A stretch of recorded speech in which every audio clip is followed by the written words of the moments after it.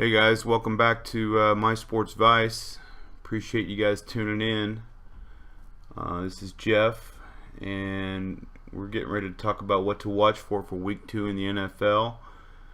I hope you guys enjoyed your first week. I hope your fantasy teams did well. I had a mediocre week, I guess you'd say.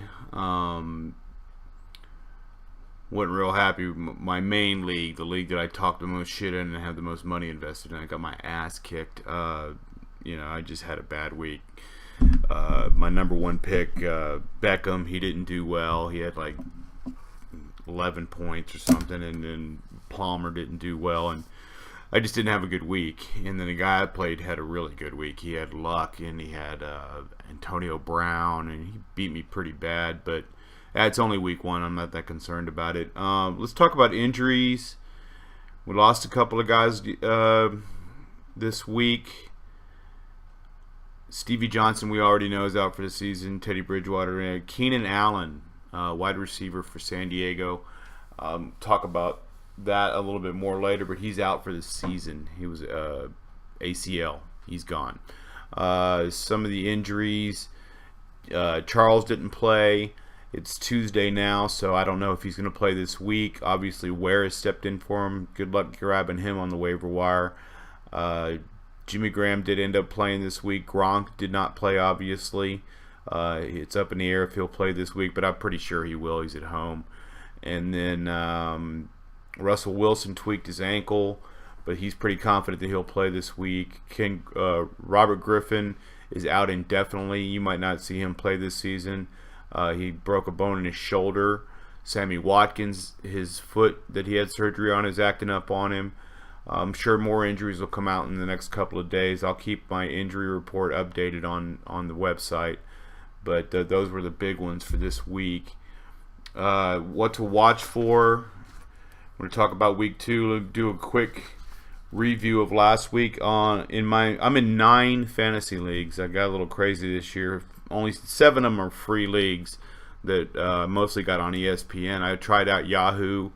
I've got one there, and then I've got one on NFL.com, and I've got 5 on ESPN. And then of course, I went 5-2 in those leagues, and then I split my money leagues. I'm in 2 money leagues. I went 1-1.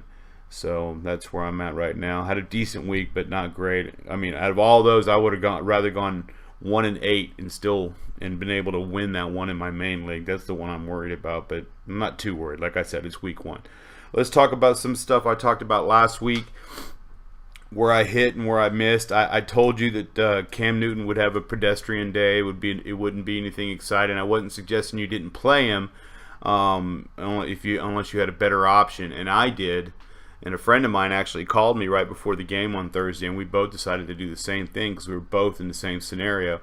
We both had Winston against Atlanta, and I benched Cam, and I played Winston, and so did my buddy. And you saw what Winston did. He threw 4 touchdown passes, and Cam, I mean, he didn't have a bad day, but he had 194 yards, a rushing touchdown, and a touchdown pass, which is, okay, but it's nothing great. But, obviously you're going to be playing him every week. I had Breeze and Carr combining for 700 yards and 7 touchdowns. I was close, 742 yards and 5 touchdowns. Carr threw for 319, but he only had 1 touchdown pass, and he threw a 2-point conversions. I told you this Stafford would throw for 350 and 3 touchdowns. He had 340 and 3 touchdowns, so I was pretty close there. I said that Spencer Ware would have a big day in place of Charles, and I also had him on the value picks for DraftKings because he was just going off for like $4,200 or something. Like, it was crazy cheap. I played him in a lot of my DraftKings lineups. Yeah, $4,400, which is really cheap. And of course, he had a big day. He had 199 total yards and a touchdown. That was huge. I told you D'Angelo Williams would have a nice day. He did. 173 total yards and 2 touchdowns. He ran. Anybody that's playing Washington, man, take the running back. Washington gives up 5 yards a carry. I liked Cooper and Snead. They did well. Cooper had 137 yards. He didn't get in the end zone. But Snead had a big day, 9 catches, 172 yards, and a touchdown. I told you Sanu would have a good debut in Atlanta. It wasn't great, but it was good. 80 yards and a touchdown. You could probably pick him up in a few leagues. He's probably on the waiver wire. And I liked Dwayne Allen to have a good day because I knew that was going to be a shootout. And, of course, he did get in the end zone. He didn't get a lot of yardage, 53 yards, but he did score a touchdown. What I got wrong is I was way wrong on C.J. Anderson. I didn't think he'd do well against Carolina on Thursday night.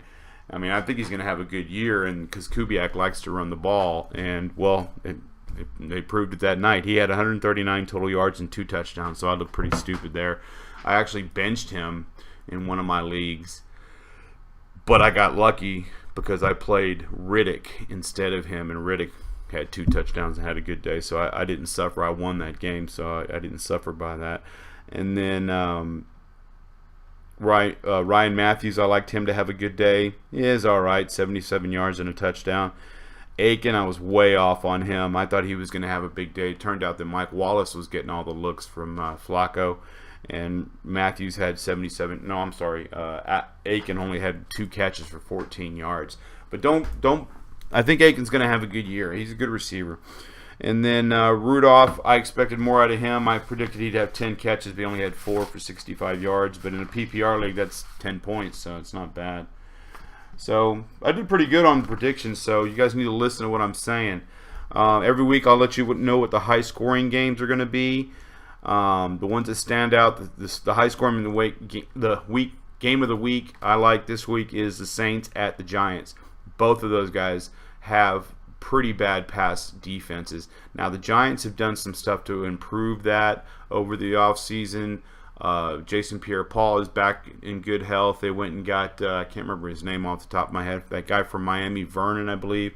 And they went and got Cromartie, Rogers Cromartie, as a cornerback. So they've improved things a little bit, but not enough to stop the Saints, obviously. So I would like to see, I think we're going to see a lot of scoring in that game. So the good plays are Breeze, Ingram, Cook, Snead, Fleener. And then on the Giants side, you got Manning, Beckham. Cruz looked good the other night. Shepard, that rookie, looked pretty good. He scored a touchdown. Jennings was running the ball well against Dallas. So I think that's going to be a really high-scoring game. The other high-scoring games, Cincinnati at Pittsburgh, Tampa Bay at Arizona, and then Atlanta at Oakland, and Jacksonville at San Diego. Those are all going to be high-scoring games. So you've got players on those teams. You're definitely going to want to consider playing them if you aren't already. Some of my predictions, I put the Niners aren't playing Case Keenum this week. So Cam's going to have a big day. He's not going to be happy about their loss. They're going to be playing at home for the first home game of the year. He'll have a big day. I wouldn't worry about him too much. I think Breeze and Manning will probably combine for about 700 yards and 6 touchdowns. What's his name? Beckham didn't score last week. They'll make sure that happens this week. Palmer, I think he's going to light up Tampa Bay. Matt Ryan put up some late yardage on them the other day, and I expect Palmer to come back, flinging the ball around after they lost to New England, and they're at home. So I like Palmer this week. I don't like Luck this week. He'll have a decent day maybe, but Denver's defense is really good, and they really come after the quarterback, and they're in Denver. I don't expect him to have a good day. If you have a pretty good backup, if you have like Bortles or Carr or any of these guys I talk about are playing in the big games, even maybe Andy Dalton, Jameis Winston, any of these guys, Matt Ryan, these guys are going to be in the high-scoring games. You might want to consider them over Luck.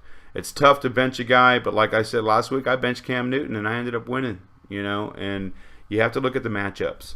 Yeah, and you have to be willing to make some tough decisions. Prescott, I think he might have a decent day. They're playing Washington. Obviously, Roethlisberger tore them to shreds. Dez Bryant can't be happy they only had 1 catch last week, and they'll do something about that. And I live in San Antonio, so I listen. All I do is talk about the Cowboys. And the biggest question with all these sports guys, these local guys, are all saying, why is he dinking and dunking? Why is he dinking and dunking? Why isn't he throwing down the field? He was doing it at Mississippi State, And I expect to see him throwing the ball downfield. I think they're going to take the leash off of him, and Washington's defense isn't that good. And if you watched Monday night, Josh Norman, I didn't realize this. Maybe I don't know if he was doing this at Carolina, but he only stays on one side of the field. It doesn't matter who matches up in front of him, which is weird because you would think you paid all this money for this guy. He's supposed to be such a great, the next Darrelle Revis or Deion Sanders or whatever. You would put him on the best receiver. Well, once they found out that he was staying on one side of the field, Antonio Brown just went to the other side of the field, and look what happened to him. Caught 2 touchdown passes. I don't understand that, but if that's the case, Dez Bryant's just going to stay away from him. So I think Prescott might put up 300 yards and a couple touchdowns at least, maybe 3. And I also like Bortles this week in San Diego. San Diego's defense isn't that good. I think that game's going to turn into a shootout, and Bortles will put up some pretty good numbers. Don't worry. I'm going against the grain when it comes to some running backs this week. I like McCoy against the Jets. I know the Jets have a good defense. They didn't let Cincinnati run on them much the other day, but it's in Buffalo. I think McCoy will catch a few passes out of the backfield. I think McCoy's going to have a good day. It's on Thursday night. And then I like Elliott. He only rushed for 51 yards. He's a good back. The Redskins cannot stop them. I mean, look what D'Angelo Williams rushed for 173 total yards yesterday. He had like 140 yards rushing. Washington cannot stop the run. Elliott will have a good day. I like Ingram. He didn't, they scored 34 points the other day, and he wasn't very involved at all. And I expect that to change. Last year he caught 50 passes, and I think Sunday he didn't catch a single pass. Where is he?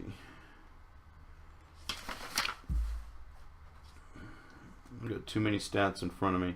Ingram, 58 yards. He had 2 catches for 29 yards, which isn't bad. But I expect I want to see them putting him more involved in the passing game. I like a big day out of Ingram.